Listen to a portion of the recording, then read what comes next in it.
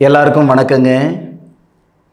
NextGen YouTube சேனலில் நான் தரக்கூடிய முதல் மாத பலன் இதுதானுங்க.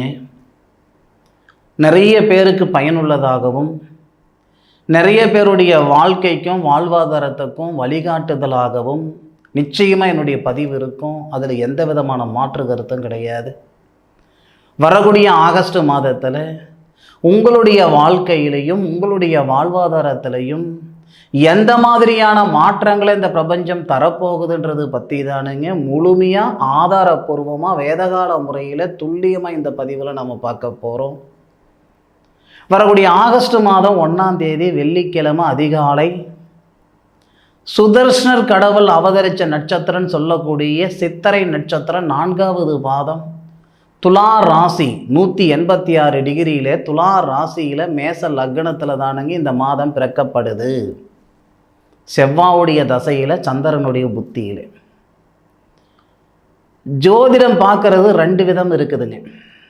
நம்மளுடைய சுய ஜாதகத்தை கொண்டு என்ன தசை இப்போ நடக்குது, என்ன புத்தி நடக்குது, தசை நடக்கிறாருன்னா அந்த தசைநாதன் எங்கே இருக்கிறாரு, புத்திநாதன் எங்கே இருக்கிறாரு, அதை கொண்டு சொல்லக்கூடியது நம்மளுடைய சுய ஜாதகத்துக்கு உண்டான பலன்கள்.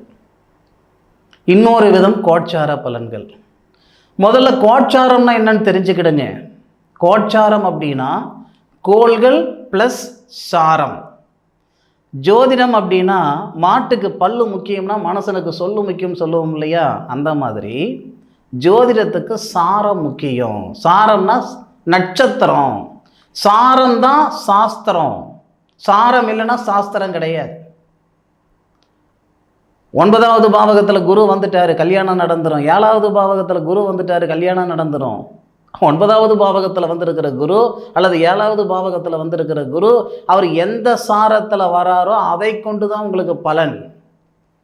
ஒரு கிரகம் எந்த இடத்துல இருக்கிறாருன்றது முக்கியம் கிடையாது, அவர் எந்த நட்சத்திரத்தில் இருக்கிறாரு, அந்த நட்சத்திராதிபதிக்கும் அந்த கிரகத்துக்கும் என்ன கம்யூனிகேஷன், இதை கொண்டு சொல்லக்கூடியது தானுங்க முழுமையான பலனாக இருக்கும். ஆகஸ்ட் மாதம் 1ஆம் தேதி பிறக்கப்பட்டது. ஆகஸ்ட் மாதத்தில் இருக்கக்கூடிய கிரக அமைப்புகள் என்னன்றது தெரிஞ்சுக்கிடணும் இல்லை.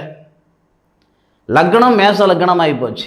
லக்னத்துக்கு 3வது பாவகம் சொல்லக்கூடிய காலச்சக்கரத்துக்கு 3வது பாவகம் மிதுனம். மிதுனத்தில் சிவபெருமான் அவதரித்த நட்சத்திரம் திருவாதிரை நட்சத்திரம் 4வது பாதம் 77 டிகிரியில் குரு பகவான்.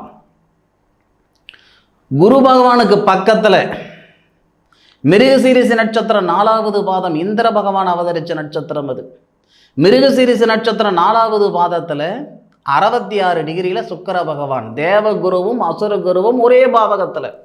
காலச்சக்கரத்துக்கு 3வது பாவகம், காலச்சக்கரத்துக்கு 9வது பாவகத்தை பார்க்கிறார். விலைவாசின்றது கொஞ்சம் இந்த ஆகஸ்ட் மாதத்தில் கூடுதலாக தான் இருக்கும்.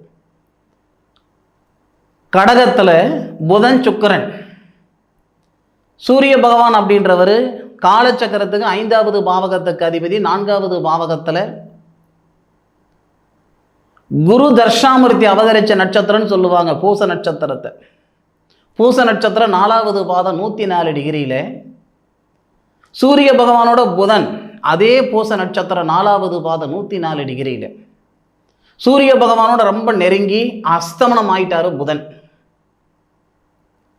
அதன் பிறகு 5வது பாவகம் காலச்சக்கரத்துக்கு 5வது பாவகம் சிம்மத்தில் கேது பகவான் மட்டும் தனிச்சு. பார்வதி அம்மன் அவதரித்த நட்சத்திரம்னு சொல்லுவாங்க பூரம் நட்சத்திரம் 4வது பாதம் 146 டிகிரியில் கேது பகவான். காலச்சக்கரத்துக்கு 6வது பாவகத்தில் அதாவது கன்னி அப்படின்னு சொல்லக்கூடிய இடத்துல செவ்வாய் 151 டிகிரியில். ஐயப்பன் கடவுள் அவதரித்த நட்சத்திரம் உத்தர நட்சத்திரம் 2வது பாதத்தில் செவ்வாய். காலச்சக்கரத்துக்கு 7வது பாவகம் துலாம் சித்திர நட்சத்திரம் 4வது பாதத்தில் சந்திரன். சுதர்ஷனர் அவதரித்த நட்சத்திரம் 186 டிகிரியில். காலச்சக்கரத்துக்கு 11வது பாவகம் சொல்லக்கூடிய கும்பத்தில் ராகு. இந்த மாதத்தில் நிறைய பரிவர்த்தனைகள் உண்டு. குருவும் சுக்கிரனும் ஒரு பாவகத்தில் இருக்கிறது, புதனும் சூரியனும் ஒரு பாவகத்தில் இருக்கிறது. அதை விட முக்கியமான பரிவர்த்தனை என்னன்னா குரு பகவானுடைய சாரம் புரட்டாதி நட்சத்திரம்னு சொல்லுவோம். அப்போ பூரட்டாதி நட்சத்திரம்ன்றது குபேரர் அவதரித்த நட்சத்திரம். அப்போ பூரட்டாதி நட்சத்திரம் 2வது பாதத்தில் 326 டிகிரியில் ராகு பகவானுடைய நட்சத்திரத்தில் குரு பகவான். அப்போ ராகுவும் குருவும் நட்சத்திர பரிவர்த்தனை செய்திருக்காங்க. மேஷ ராசிக்கு, மேஷத்துக்கு 12வது பாவகம், காலச்சக்கரத்துக்கு 12வது பாவகம். மீனத்தில் சனி பகவான் வக்ரகதியில், சனி வக்ரகதியில். இந்த யூடியூப் சேனலில் நிறைய பேர் சனி வக்ர பயிற்சி பலன் போட்டிருக்காங்க. ரொம்ப அற்புதமாக இருக்குது, எல்லாருக்கும் வாழ்த்துக்கள். சனி வக்ர பயிற்சி பலன் இன்னும் வேறு லெவலில் சொல்லலாம். சரி, அது ஒரு புறம் இருக்கட்டும். சனி பகவான் மீனத்தில் 337 டிகிரியில், உத்திரட்டாதி நட்சத்திரம் காமதேனு கடவுள் அவதரித்த நட்சத்திரம் 2வது பாதத்தில் மீனத்தில் 337 டிகிரியில் சனி பகவான் இருக்கிறார். இதுதான் இந்த மாதத்துடைய கிரக அமைப்புகள். ஆகஸ்ட் மாதத்தில் இருக்கக்கூடிய கிரக அமைப்புகளை கொண்டு தான் ஒவ்வொரு ராசிக்கும் மாத பலன்கள் மந்தமாக இருக்குமா, சிறப்பாக இருக்குமா, சாதகமாக இருக்குமா, பாதகமாக இருக்குமா, எல்லா விவரமும் இந்த மாத கிரகங்கள் வச்சு தான் சொல்கிறது, நம்ம தெரிஞ்சுக்கிடுறது. இதில் இன்னொரு விஷயமும் புரிஞ்சுக்கோங்க. நம்ம மனசால் பார்த்த நேரத்தில் செய்யணும் அப்படின்ற எண்ணங்கள் இருக்க தான் செய்யும். நினைச்ச தொழில் செய்யணும் அப்படின்ற ஆசை இருக்க தான் செய்யும். பட்டம் பார்த்து பயிர் செய்யின்னு சொன்னது, பட்டம் பார்த்து பயிர் செய்யின்னு சொன்ன வார்த்தை 3 மாதம் 6 மாதம் வளரக்கூடிய அந்த பயிருக்கு மட்டும் கிடையாது, நம்மளுடைய வாழ்க்கைக்கும் தான், நம்மளுடைய வாழ்வாதாரத்துக்கும் தான். ஒரு தொழில் செய்யணும்னு நினைக்கிறீங்கன்னா முதல்ல அந்த தொழில் உங்களுக்கு செட் ஆகுமா ஆகாதா, 2வது உங்கள் ஜாதக பிரகாரம் எப்போ செய்யணும் இல்லையா. திருமணம் பண்ணணும்னு ஆசைப்படுறீங்க, சந்தோஷம். திருமண யோகம் வந்திருக்கா வரலையான்றது முதல்ல பார்த்துக்கிடணும். அப்படி திருமண யோகம் எப்போ வருது அது வரைக்கும் வெயிட் பண்ணணும். இந்த மாதிரி ஜாதகம் பார்த்து செய்யக்கூடிய ஒரு செயல் நிச்சயமாக பாதகம் ஏற்படாது. சில பேர் இருக்க தான் செய்கிறாங்க. 4 ஜோசிகாரர்கிட்ட நான் ஜாதகம் பார்த்து தான் கல்யாணம் பண்ணணுங்க, ஆசை 30 நாள் மோகம் 60 நாள்ன்ற மாதிரி ஆயிடுச்சு. ஐயா, ஜோதிடம் பொய்யில்லை. ஜோதிடர்கள் கொஞ்சம் முன்ன பின்ன தொழில்முறை ஜோதிடர்கள் இருக்க தான் செய்கிறாங்க. அது அவங்களுடைய கர்மா. கடவுளுக்கு அடுத்தது இந்த ஜோதிடர்கள் எங்களுடைய வார்த்தை கேட்டு தான் எங்ககிட்ட வர்றவங்க ஒரு முடிவு எடுக்கிறாங்க.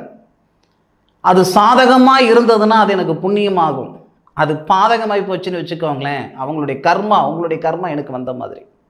அப்படி தான் நான் நினைக்கிறேனுங்க, அப்படி தான் நான் நடந்துக்கிறேன். வரக்கூடிய ஆகஸ்ட் மாதம் எந்தெந்த தருணத்தில் எந்தெந்த செயல் செய்தால் சரியாக இருக்குன்ட்டு முழுமையாக இந்த பதிவில் நம்ம பார்க்க போகிறோம். தயவு செய்து என்னுடைய காணொலியை முழுமையாக பார்க்குறதும் பார்க்காததும் உங்களுடைய சொந்த சௌகரியம். உங்களுடைய கருத்துக்கள் இந்த கமெண்ட் பாக்ஸில் பதிவு பண்ணுங்க. சார் நீங்கள் ரொம்ப அதிகமாக பேசுகிறீங்க, குறைச்சிக்கிறேனுங்க, இன்னும் கொஞ்சம் தெளிவாக எனக்கு சொல்லுங்கள், எனக்கு புரியல, இன்னும் தெளிவாக சொல்கிறதுக்கு முயற்சி பண்ணுறேனுங்க.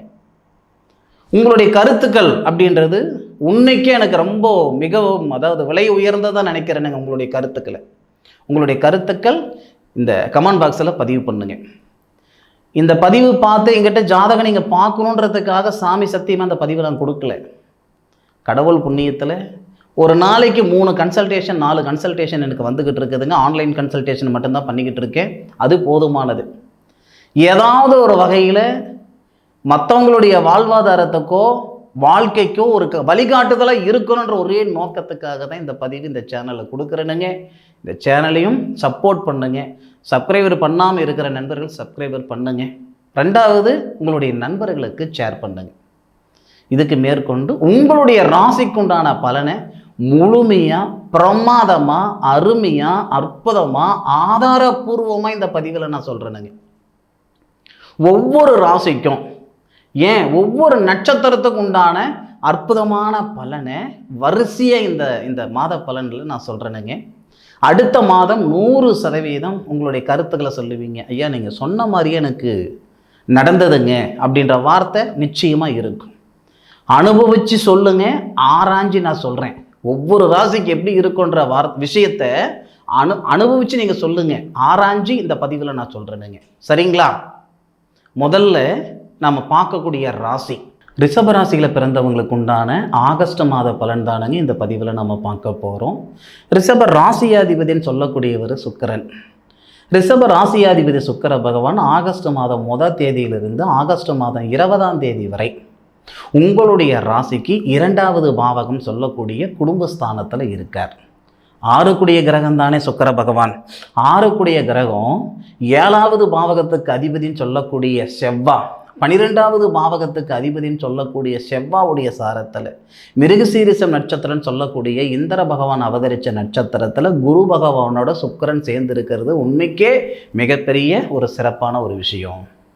எப்போவுமே காற்றடிக்கும் போது தூற்றிக்கணும், வயசு இருக்கும்போது வாழ்ந்துக்கிடணும்னு சொல்லுவாங்க பெரியவங்க. அப்போது நம்மளுடைய ராசிநாதன் சொல்லக்கூடிய சுக்கிர பகவான் நம்ம ராசிக்கு 2வது பாவகத்தில் இருக்கக்கூடிய தனகாரகன். தனகாரகன் யார்? குரு தானே. குரு ஏற்கனவே தனஸ்தானத்தில் இருக்கார். தனகாரனோட தனஸ்தானத்தில் இருக்கக்கூடிய தனகாரகனோட சுக்கிர பகவான் நம்ம ராசிநாதன் இருக்கிறதுனால மன அழுத்தம் நீங்கிறதுக்கான பாதையை இந்த ஆகஸ்ட் மாதத்தில் இந்த பிரபஞ்சம் உருவாக்கி கொடுக்கும். பொதுவாகவே ரிஷபராசியில் பிறந்தவங்க மற்றவங்களுடைய வாழ்வாதாரத்துக்கும் மற்றவங்களுடைய வாழ்க்கைக்கும் உறுதுணையாக இருப்பாங்களே தவிர யாருடைய அழிவுக்கும் யாருடைய கஷ்டத்துக்கும் யாருடைய பாவத்துக்கும் ஆளாக மாட்டாங்க. ஆனாலும் வேலை வாய்ப்பில் இருந்து குடும்ப ரீதியாக இருந்து ஒரு சிலருக்கு ஒரு சில மன அழுத்தம் இருக்க தான் செய்யுது. அப்போ ஆகஸ்ட் மாதத்தில் உங்களுடைய ராசிநாதன் இருக்கக்கூடிய சூழலால் மன அழுத்தம் நீங்கிறதுக்கான வாய்ப்புகள் ஏற்படுத்தும். குடும்பத்துக்குள்ளார நிம்மதி சந்தோஷம் ஏற்படுத்தும். ஏன் படித்த படிப்புக்கு உண்டான உத்தியோகத்தை ஏற்படுத்தும். கழுத்து பிடிக்கிற அளவுக்கு கடன் பிரச்சனை இருக்குதுங்க, பணப்பிரச்சனை இருக்குதுங்க, இருக்கலாமா இருக்க வேணாமான்ற மனநிலையில் நான் இருந்துக்கிட்டு இருக்கிறேனுங்க அப்படின்னா சுக்கிர பகவான் உங்கள் ராசிக்கு 2வது பாவகத்தில் இருந்து உங்களுடைய ராசிக்கு 8வது பாவகம் சொல்லக்கூடிய அந்த ஆயுள் ஸ்தானம் சொல்லுவாங்க, அஷ்டமஸ்தானம் சொல்லுவாங்க, அந்த பாவகத்துக்கு அதிபதியோடு சேர்ந்து இருக்கிறதுனால நிச்சயமாக 100% பொருளாதார ரீதியாக இருக்கிற சங்கடங்கள் சரியாகும். திடீர் அதிர்ஷ்டம் ஏற்படும். திடீர் அதிர்ஷ்டம்னா என்ன சார்? கூரையை பிச்சுக்கிட்டு கொட்ட போகுதா? இல்லை நான் போகிற பாதையில் 15 கடக்க போகுதா? அது இல்லைங்க. உங்களுடைய உழைப்புக்கு தகுந்த உயர்வு, உங்களுடைய மனசுக்குள்ளே இருக்கக்கூடிய மனக்கோட்டை. பொதுவாகவே எல்லாருமே மனசுக்குள்ளே 1000 கோட்டை கட்டுவோம். நெசத்தில் கோட்டை கட்டுறோமோ இல்லையோ, மனசில் கோட்டை கட்டுறது நமக்கு ஒன்றும் குறைச்சல் இல்லை. எதுவும் தப்பாக எடுத்துக்கிடாதீங்க. ஒவ்வொருத்தருக்கும் ஒவ்வொரு விதமான எதிர்பார்ப்பு, ஒவ்வொரு விதமான ஆசைகள், ஒவ்வொரு விதமான எண்ணங்கள் இருக்க தான் செய்யுது. ஒன்று மட்டும் சொல்கிறேன் கேட்டுக்கோங்க, இந்த பிரபஞ்சம் எல்லாருக்கும் எல்லா நேரத்துலையும் சாதகமான பலன் தராது. ஒவ்வொருத்தருக்கும் ஒவ்வொரு தருணத்தில் தான் சாதகமான பலன் தரும். இந்த ரிஷபராசியில் பிறந்த நண்பர்களுக்கு முழுமையாக வாழ்க்கையில் இருக்கிற சங்கடங்கள், வாழ்வாதாரத்தில் இருக்கிற சங்கடங்கள் சரிப்படுத்தி சந்தோஷத்தை கொடுக்கக்கூடிய அற்புதமான பொன்னான நேரம் வர ஆகஸ்ட் மாதத்தில். நேரகாலங்கள் மட்டும் சாதகமாக இருந்தால் போதாதுங்க. நேரகாலங்களோடு சேர்ந்து நாமளும் பயணித்தாதான் போக வேண்டிய இடத்துக்கு போக முடியும். சரியா? அதுபோக ரிஷபராசியில் பிறந்தவங்களுக்கு 4வது பாவகத்தில் 4வது பாவகத்துக்கு அதிபதி சூரியனும் புதனும் சேர்றாங்க. 4வது பாவகத்துக்கு அதிபதி சூரியன் ரிஷபராசியில் பிறந்தவங்களுக்கு 16ஆம் தேதி ஆகஸ்ட் 16ஆம் தேதி ரிஷபராசிக்கு 4வது பாவகத்தில் புதனுடன் சேர்றாரு. அப்போ நமக்கு புதனாதித்ய யோகம் ஏற்படுது. ஏற்கனவே ரிஷப ராசிக்கு தொழில் ஸ்தானாதிபதினு சொல்லக்கூடிய சனி பகவான் வக்கரகதியில் இருந்து உங்களுடைய ராசியை பார்க்கறதே சிறப்பு. இப்போ ரிஷபராசியில் பிறந்திருக்கிறவங்க ரிஷபராசியில் இருக்கக்கூடிய நண்பர்கள், நான் சம்பாதிக்கலைன்னாலும் கஷ்டப்பட மாட்டாங்க. நான் சம்பாதிக்கிறேன் சார், மிச்சப்படுத்த முடியல. மாடு பால் கறக்கிறதுக்கும் பூனை பால் குடிக்கிறதுக்கு சரியாக இருக்குது. இதுதான் உங்களுடைய ஆதங்கம். ஆனால் 16ஆம் தேதி ஆகஸ்ட் 16ஆம் தேதி சூரிய பகவான் சுபஸ்தானாதிபதி தனஸ்தானாதிபதியோட சேர்றாரு. அப்போ நமக்கு புதனாதித்ய யோகம். அப்போ அந்த புதனாதித்ய யோகம் என்ன பண்ணும்னா, வெளியூர் சம்பந்தப்பட்ட வேலைகள், ஏன் வெளிநாடு போகிறதுக்கான சந்தர்ப்பம், வேலை வாய்ப்பில் இம்ப்ரூவ்மெண்ட்டு, பதவி உயர்வு, உங்களுடைய ரோல் அடுத்த ரோலுக்கு போகிறது, இந்த மாதிரி உங்களுடைய எதிர்பார்ப்புகள் பூர்த்தி அடையக்கூடிய தருணம்தான் வரக்கூடிய ஆகஸ்ட் மாதம். அனுபவித்து சொல்லுங்க. ஆராய்ச்சி பலன் சொல்லியிருக்கிறேனுங்க, அனுபவித்து சொல்லுங்க நடந்ததான் நடக்கலையான்ட்டு. பொதுவாக பட்டம் பார்த்து பயிர் செய்யணும்னு சொல்லுவாங்க பெரியவங்க. இது 3 மாதம் 6 மாதம் வளரக்கூடிய பயிருக்கு மட்டும் கிடையாது இந்த வார்த்தை, மனசாலுக்கும் கூட, நம்மளுடைய வாழ்க்கைக்கும் தான், நம்மளுடைய வாழ்வாதாரத்துக்கும் தான். ஒரு செயல் செய்கிறீங்கன்னா, ஒரு செயல் செய்யணுன்ற தைரியம் எப்பயுமே மனசாலுக்கு எப்பயாவது ஒரு டைம் தான் வரும். ஆனால் அந்த நேரத்தில் தோல்வி அடைஞ்சிட்டிங்கன்னு வச்சுக்கோங்களேன், சூடு கண்ட பூனை அடுப்படியில் சேராதுன்னு சொல்லுவாங்க. ஒரு முறை நட்டம் ஆயிட்டோம்னா மறுபடியும் அந்த தைரியம் வராமலேயே போயிடும். சுய தொழில் செய்கிறதுக்கோ, எந்த ஒரு செயல் செஞ்சு தோல்வி அடைஞ்சிருச்சுன்னா மறுபடியும் அந்த செயல் செய்கிறதுக்கான ஒரு தன்னம்பிக்கை தைரியம் நம்ம இழந்துருவோம். தயவு செய்து ஒரு செயல் செய்யும் பொழுது அந்த செயல் செய்கிறதுக்கான வாய்ப்பு இருக்கா இல்லையா, உங்கள் ஜாதகத்தை பாருங்கள். ஒரு வருஷம் கழித்து தான் செய்யணும்னு உங்கள் ஜாதகத்தில் இருந்தால் அந்த ஒரு வருஷம் அமைதியாக இருங்க, பொறுமையாக இருங்க. 31 வயசில் தான் ஒரு பையனுக்கு கல்யாணம் பண்ணணுன்ட்டு அவர் தலையில் எழுதியிருக்குதுன்னு வச்சுக்கோங்களேன், ஜாதகத்தில் இருக்குதுன்னு வச்சுக்கோங்க. 27 வயசில் கல்யாணம் பண்ணிங்கன்னா ஆசை 30 நாள் மோகம் 60 நாள்ன்ற மாதிரி 3 மாதத்தில் வாழ்க்கை பிச்சுட்டு போய் கடைசியில் கல்யாணாயும் பிரம்மச்சாரி அப்படின்ற பட்டம் அந்த ஜாதகருக்கு வந்துடுது. அப்போ யார் செய்கிற தப்புன்னு பார்த்தீங்கன்னா, உங்களுடைய கிரக அமைப்புகள் எப்படி இருக்குதுன்னு தயவு செய்து நீங்கள் பார்த்துக்கோங்க. அதுக்காக தான் நீண்ட நாள் எனக்கு ஒரு ஆசை, உங்களுடைய வாழ்வாதாரத்தில் நடக்கக்கூடிய முழுமையான பலன்கள் யாரையும் நம்பாமல் ஓரளவுக்கு நீங்களே படித்து தெரிஞ்சுக்கணும் அப்படின்ற ஒரு எண்ணம் என் மனசில் ரொம்ப நாள் ஓடிக்கிட்டு இருந்தது. பிஸியாக இருந்ததுனால என்னுடைய சந்தர்ப்பம் சூழ்நிலையும் அதுக்கு ஒத்துழைக்கலை. இப்போது அந்த வேலை செய்து கொடுத்துட்ருக்குறேனுங்க.